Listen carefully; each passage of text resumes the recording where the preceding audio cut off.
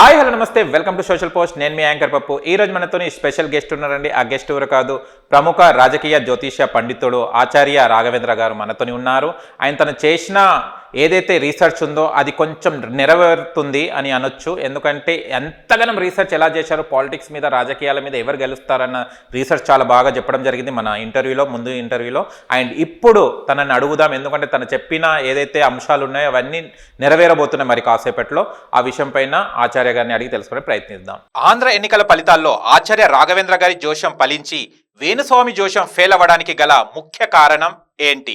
ఏ అయితే రాఘవేంద్ర గారి లోతైన పరిశోధన, బి అయితే అనేక శాస్త్రాల మీద వారికి ఉన్న మేధస్సు, సి అయితే వేణుస్వామి అతి విశ్వాసం, డి అయితే వేణుస్వామికి విషయం పరిజ్ఞానం లేకపోవడం. మీ కామెంట్ రూపంలో తెలియజేయండి. నమస్తే సార్. నమస్కారం. ఎలా ఉన్నారు? చాలా బాగున్నాను. కానీ చాలా జ్యోతిష్యులు ఉన్నారు, చాలా రాజకీయ పరంగా కానివ్వండి, ఇతర రంగాలలో కూడా ఉన్నారు జ్యోతిష్యులు. కానీ నేను చేసిన ఇంటర్వ్యూలలో మీరు కరాఖండిగా కరెక్ట్గా అంచనా వేసిన ప్రకారం ఇలా రియల్ అవబోతుంది. అటు పార్లమెంట్ కానివ్వండి, ఇటు అసెంబ్లీ కానివ్వండి, మన దేశంలోనే ఉత్కర్తగా ఏదైతే ఉందో ఒక ఆసక్తిగా చూసిన ఎన్నికలు ఇవాళ మనకు ఫలితాలు మనకు రావడం జరిగింది. మొన్న మీరు చెప్పిన ప్రకారమే ఫలితాల రిజల్ట్స్ అలాగానే వస్తున్నాయి. మీరు ఏదైతే చెప్పారో అదే జరుగుతుంది. అండ్ ఏదైతే వైసీపీకి జరగాల్సింది అంత ఊహించలేదు. జ్యోతిషులు అంటే ఏమంటారా, చెప్పింది అవుతుందా అనుకుంటారు. కానీ ఆచార్య రాఘవేంద్రరావు గారు చెప్పిందే జరిగిందని నేను, ఎందుకంటే మీకు స్వయంగా ఇంటర్వ్యూ చేశాను కాబట్టి, వైసీపీ ఎలా డౌన్ కావడానికి, టీడీపీ పైకి రావడానికి ఎలా మీరు ఫస్ట్ అంచనా వేశారు, ఎలా రీసెర్చ్ చేశారు, దీని వెనుక ఎలా కృషి పడ్డారు, ఒకసారి మాకు చెప్పగలుగుతారా? మీరు కనుక గమనించినట్లయితే జ్యోతిష్యంలో నా ప్రవేశం అనేది నా వయసు 7వ సంవత్సరం నుంచి స్టార్ట్ అయిందండి. ఆ రకంగా జ్యోతిష్యంలో నేను ఓనమాలు దిద్దుకుంటూ దినదిన పరమావధిగా నేర్చుకున్న క్రమంలో పొలిటికల్ అస్ట్రాలజీ అనేది నేను ప్రిడిక్ట్ చేయడం అనేది దాదాపుగా 2010-11 నుంచి మొదలైతే ఒక ప్రింట్ మీడియాలో, ఒక ఎలక్ట్రానిక్ మీడియా ద్వారా నా యొక్క అంచనాల్ని, నా యొక్క జ్యోతిష ప్రిడిక్షన్స్ని, అస్ట్రాలజీ ప్రిడిక్షన్స్ని 2014 నుంచి పబ్లిక్గా అనౌన్స్ చేయడం అనేది మొదలుపెట్టానండి. సో ఆ రకంగా తీసుకుంటే దాదాపు 10-15 సంవత్సరాల కష్టం. దాదాపు మీరు కనుక గమనించినట్లయితే ఈ 10-15 సంవత్సరాల రీసెర్చ్లో ప్రతిరోజు కూడా ఒక కొత్త అంశాన్ని నేర్చుకునే ప్రయత్నంలో, మరికొంత యాక్యురేట్గా ప్రిడిక్షన్ ఇచ్చే ప్రయత్నంలో నేను ఎన్నో రీసెర్చ్లను చేయడం జరిగిందండి. ఆ రకంగా తీసుకున్నట్లయితే 29 సబ్జెక్ట్స్ మీద నేను స్కాలర్లీ నాలెడ్జ్ని గెయిన్ చేయడం జరిగింది. వీటిలో ప్రత్యేకంగా ఒక కనినిక, కశేరుక కానివ్వండి, ఒక నిమిత్త, అంగ ప్రకరణ కానివ్వండి, ఒక స్వర కానివ్వండి, ఒక వెస్ట్రన్ అస్ట్రాలజీ కానివ్వండి, ఒక కేపీ అస్ట్రాలజీ కానివ్వండి, ఒక వేదిక్ కానివ్వండి, అలాగే ఒక న్యూమరాలజీ కానివ్వండి, ఒక వాస్తు కానివ్వండి, ఇలాగ అనేక అంశాల గురించి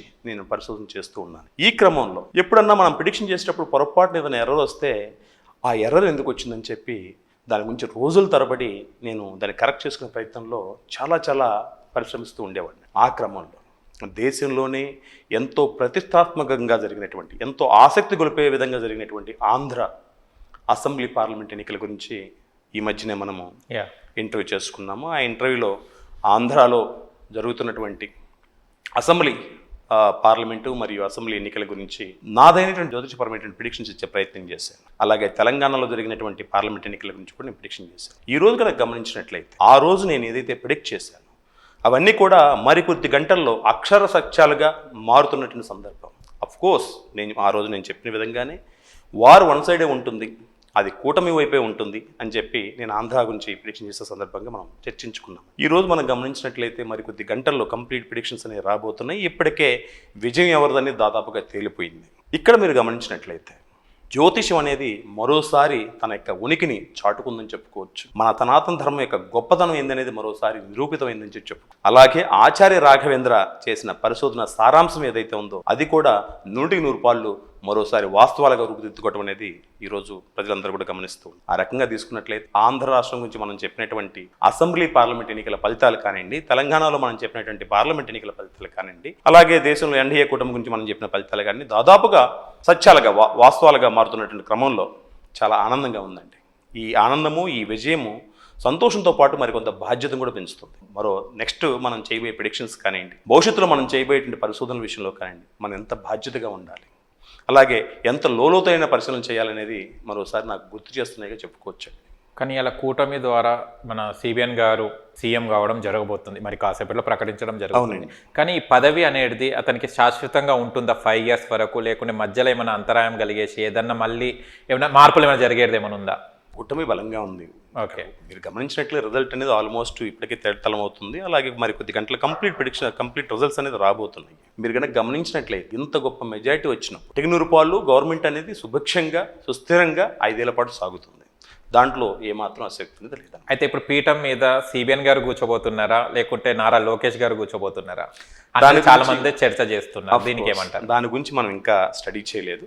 జనరల్గా సిబిఎన్ గారే కూర్చోడానికి అవకాశం ఉంటుంది కదా, పార్టీ అధినాయకుడిగా వారే సీఎం పీఠాన్ని అధిరోహించే అవకాశాలు ఉండొచ్చు అని నేను భావిస్తున్నాను. బట్ దాని గురించి నేను ఇంకా స్టడీ చేయలేదు.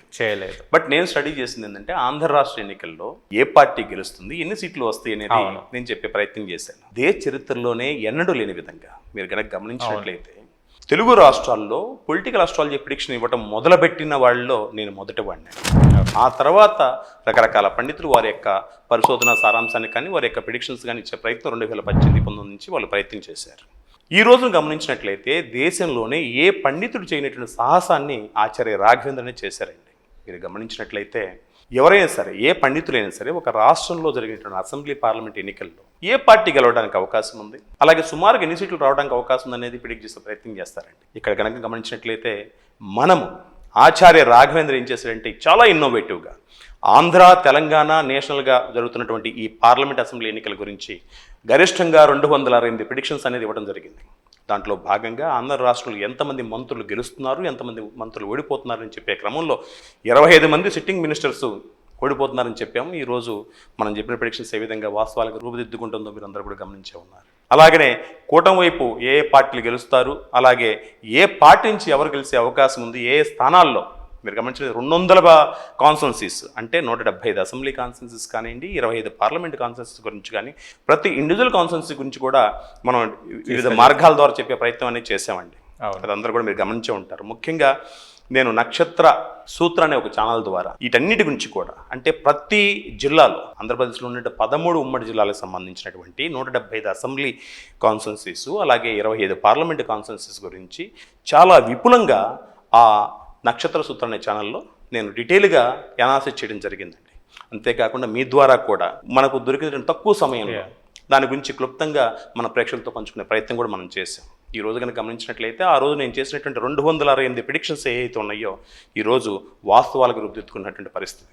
అలాగే తెలంగాణ గురించి మనం మాట్లాడితే తెలంగాణలో బీజేపీకి గరిష్టంగా 8 పార్లమెంట్ సీట్లు, అలాగే కాంగ్రెస్కి 8 వచ్చే అవకాశం ఉన్నట్టుగా మనం ఆ రోజు జ్యోతిష ఫలితాలని చెప్పుకోవడం జరిగింది. ఈ రోజు కనుక గమనించినట్లయితే మరి కొద్ది గంటల్లో నేను చెప్పిన ఫలితాలు వాస్తవాలుగా రూపుదిద్దుకుంటున్న పరిస్థితి అన్నమాట. సో ఈ రకంగా తీసుకున్నట్లయితే జ్యోతిష్ శాస్త్రంలో ఆచార్య రాఘవేంద్ర చేసిన పరిశోధన సారాంశం ఏదైతే ఉందో, వారు చేసిన రీసెర్చ్ ఏదైతే ఉందో, అది ఈ రోజున జ్యోతిష్ శాస్త్రం యొక్క గొప్పతనాన్ని మరోసారి సమాజానికి తేటతలం చేస్తున్నట్టుగా చెప్పుకోవచ్చు. ఆంధ్ర ఎన్నికల ఫలితాల్లో ఆచార్య రాఘవేంద్ర గారి జోషం ఫలించి వేణుస్వామి జోషం ఫెయిల్ అవ్వడానికి గల ముఖ్య కారణం ఏంటి? ఏ అయితే రాఘవేంద్ర గారి లోతైన పరిశోధన, బి అయితే అనేక శాస్త్రాల మీద వారికి ఉన్న మేధస్సు, సి అయితే వేణుస్వామి అతి విశ్వాసం, డి అయితే వేణుస్వామికి విషయం పరిజ్ఞానం లేకపోవడం. మీ కామెంట్ రూపంలో తెలియజేయండి.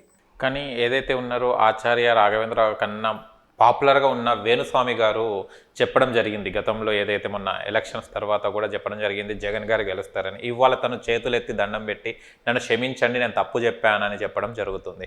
అంటే ఏంటిది అసలు దీంట్లో జ్యోతిష్యంలో ఏం డిఫరెన్స్ జరుగుతుంది? అంటే మీరు ఆయన ఫేమస్ అయ్యి అలా చెప్పడం కన్నా మీరు ఇవాళ రియల్గా చెప్పడం జరిగింది. మీరు నేర్చుకున్న అదే విద్య తను నేర్చుకున్నది, ఎక్కడ పొరపాటు జరిగి అని అది చెప్పొచ్చు? అంటే వాస్తవానికి ఏ జ్యోతిష పండితులైనా సరే నేర్చుకునేటప్పుడు బేసిక్ ప్రిన్సిపల్స్ అన్నీ కూడా అందరు నేర్చుకునేది ఆ బేసిక్ ప్రిన్సిపల్సేనండి. వన్స్ బేసిక్ ప్రిన్సిపల్స్ నేర్చుకున్న తర్వాత వారి ఆసక్తిని బట్టి వారి యొక్క ప్రయారిటీని బట్టి వివిధ డిపార్ట్మెంట్స్, ఆస్ట్రాలజీలో దాదాపు 370 పైచిలకు బ్రాంచెస్ ఉన్నాయండి. దాంట్లో మహా అంటే ఒక 10-15 సాధారణ పండితులు తెలిసే అవకాశం, చాలా మందికి అసలు వాటి పేర్లు కూడా అవగాహన లేదండి. సో వారు ఆయా పండితులు రకరకాల అంశాల్లో వారు పరిశోధన చేసి అది నేర్చుకునే ప్రయత్నం చేస్తారు, వాటి మీద కృషి చేసే ప్రయత్నం చేస్తూ ఉంటారు. అంటే నా అభిప్రాయం ప్రకారం వేణుస్వామి గారు ఈరోజు ఫలితాల గురించి ఎలా స్పందించారనేది నాకు తెలియదండి. నేను నా హడావుడిలో ఉన్నాను. కాకపోతే ఏ పండితులైనా సరే ఒక ప్రిడిక్షన్ చెప్పబోయే ముందు 1-10 సార్లు ఆలోచిస్తారు, 1-10 సార్లు చెక్ చేసుకుంటారు. ఊఢీ చేసుకున్న తర్వాత ఇది కన్ఫామ్ ఇది జరుగుతుందని చెప్పి భావించిన తర్వాతనే పబ్లిక్ అనౌన్స్ చేసే ప్రయత్నం చేస్తారు. సో వారు కూడా అలాగే చేశారని చెప్పి అనుకుంటున్నాను. బహుశా వారు ఇచ్చినటువంటి ప్రిడిక్షన్స్ ఇవ్వబోయే ముందు వారు చేసుకునే క్యాలిక్యులేషన్కి ఏదైనా లోపం జరిగి ఉండొచ్చు, లేదా అనుకుని ఎర్రర్స్ ఏమైనా వచ్చి ఉండొచ్చు. సో ఏది ఏమైనప్పటికీ కూడా జ్యోతిష పండితులు అయితే భగవంతులు కాదండి, కానీ ప్రజలు వారిని దైవాంశ సంభూతులుగా భావిస్తారు కాబట్టి, పితృతుల్యులుగా భావిస్తారు కాబట్టి మా మీద అంతకు మించినటువంటి బాధ్యత అనేది ఉంటుంది. కాబట్టి ప్రతి పండితులు కూడా, ఇది ఎవరైనా కానీ, నేనైనా కానీ, వేణుస్వామి గారికి కానివ్వండి, ఒక ప్రిడిక్షన్ ఇచ్చేటప్పుడు 1,000 సార్లు ఆలోచించి ఇచ్చే ప్రయత్నం చేస్తూ ఉంటాం. కొన్ని సమయాల్లో అనుకోని పరిస్థితుల్లో కొన్ని ఎర్రర్స్ జరుగుతూ ఉంటాయి. సో ఆ రకంగా వారు ప్రిడిక్షన్ చేశారని చెప్పి నేను భావిస్తున్నానండి.